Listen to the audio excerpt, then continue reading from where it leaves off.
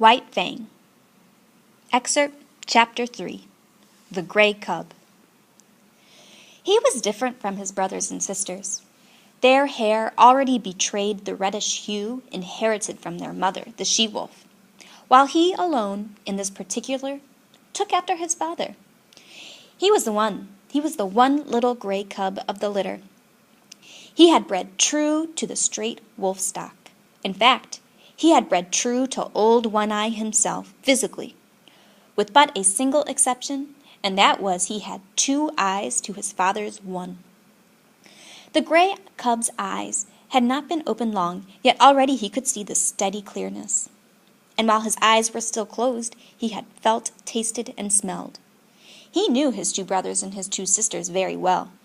He had begun to romp with them in a feeble, awkward way, and even to squabble, his little throat vibrating with a queer, rasping noise, the forerunner of the growl, as he worked himself into a passion. And long before his eyes had opened, he had learned by touch, taste, and smell to know his mother, a fount of warmth and liquid food and tenderness. He possessed a gentle, caressing tongue that soothed him when it passed over his soft little body, and that impelled him to snuggle close against her and to doze off to sleep. Most of the first month of his life had been passed thus in sleeping, but now he could see quite well, and he stayed awake for longer periods of time, and he was coming to learn his world quite well. His world was gloomy, but he did not know that, for he knew no other world. It was dim-lighted, but his eyes had never had to adjust themselves to any other light. His world was very small. Its limits were the walls of the lair. But as he had no knowledge of the wide world outside, he was never oppressed by the narrow confines of his existence. But he had discovered that one wall of his world was different from the rest. This was the mouth of the cave and the source of light. He had discovered that it was different from the other walls long before he had any thoughts of his own, any conscious volitions. It had been an irresistible attraction before ever his eyes opened and looked upon it.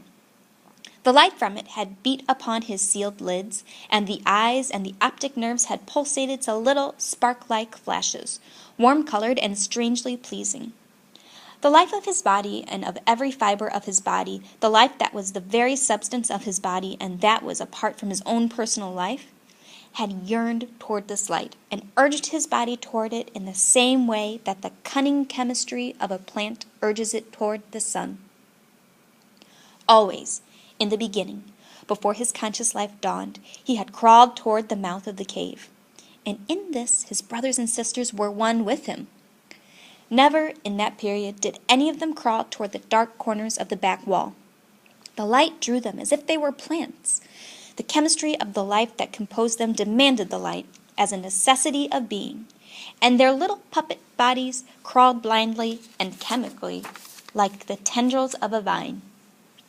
Later on, when each developed individuality and became personally conscious of impulsions and desires, the attraction of the light increased. They were always crawling and sprawling toward it, and being driven back from it by their mother. It was in this way that the gray cub learned other attributes of his mother than the soft, soothing tongue. In his insistent crawling toward the light, he discovered in her a nose that with a sharp nudge administered rebuke, and later a paw that crushed him down and rolled him over and over with swift, calculating stroke. Thus he learned hurt, and on top of it he learned to avoid hurt. First, by not incurring the risk of it, and second, when he had incurred the risk by dodging and by retreating. These were conscious actions and were the result of his first generalizations upon the world. Before that, he had recoiled automatically from hurt, as he had crawled automatically toward the light. After that, he recoiled from hurt because he knew that it was hurt. He was a fierce little cub. So were his brothers and sisters. It was to be expected. He was a carnivorous animal.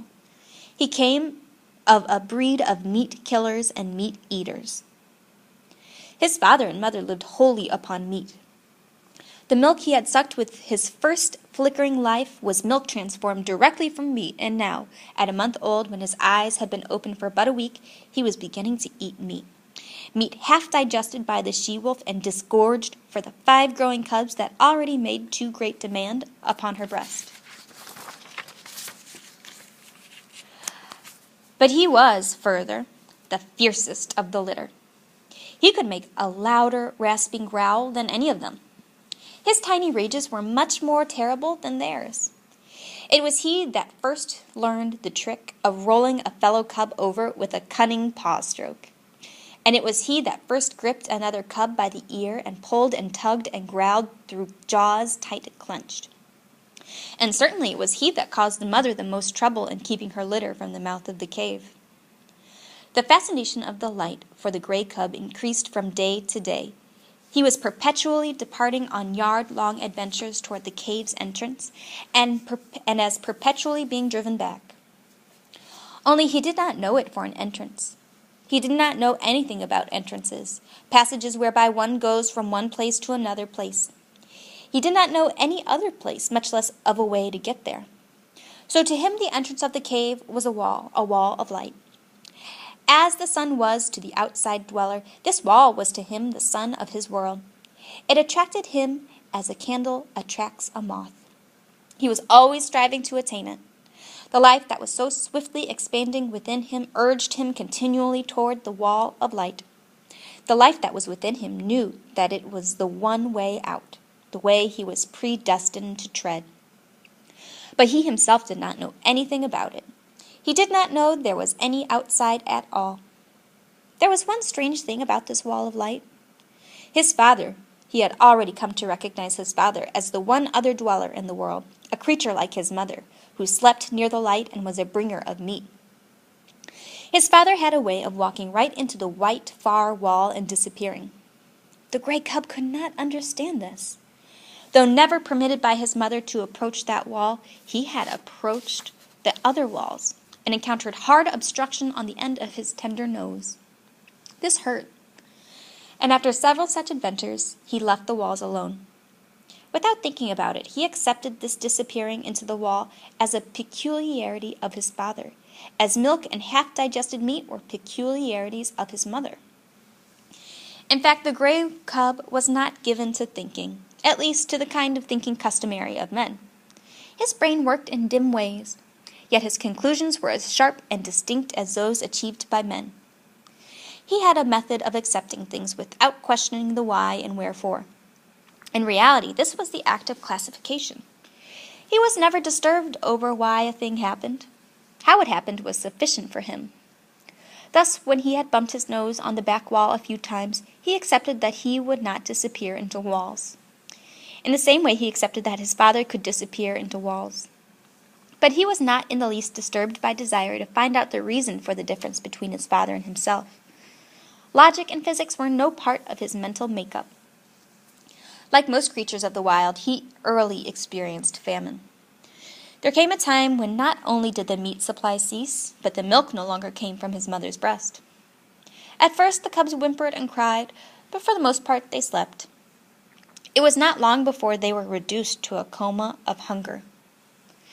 There were no more spats and squabbles, no more tiny rages nor attempts at growling, while the adventures toward the far white wall ceased altogether. The cubs slept, while the life that was in them flickered and died down. One Eye was desperate. He ranged far and wide, and slept but little in the lair that had now become cheerless and miserable. The she-wolf, too, left her litter and went out in search of meat. In the first days after the birth of the cubs, One Eye had journeyed several times back to the Indian camp and robbed the rabbit snares. But with the melting of the snow and the opening of the streams, the Indian camp had moved away, and that source of supply was close to him. When the gray cub came back to life and again took interest in the far white wall, he found that the population of his world had been reduced. Only one sister remained to him. The rest were gone. As he grew stronger, he found himself compelled to play alone, for the sister no longer lifted her head nor moved about. His little body rounded out with the meat he now ate, but the food had come too late for her. She slept continuously, a tiny skeleton flung round with skin in which the flame flickered lower and lower and last went out. Then there came a time when the gray cub no longer saw his father appearing and disappearing in the wall, nor lying down asleep in the entrance. This had happened at the end of a second and less severe famine. The she-wolf knew why One-Eye never came back, but there was no way by which she could tell what she had seen to the gray cub. Hunting herself for meat up the left fork of the stream where lived the lynx, she had followed a day-old trail of One-Eye. And she found him, or what remained of him, at the end of the trail. There were many signs of the battle that he had fought, and of the lynx's withdrawal to her lair after having won the victory. But she went away. The she-wolf had found this. Before she went away, the she-wolf had found this lair, but the signs told her that the lynx was inside, and she had not dared to venture in. After that, the she-wolf in her hunting avoided the left fork, for she knew that in the lynx's lair was a litter of kittens, and she knew the lynx for a fierce, bad-tempered creature and a terrible fighter.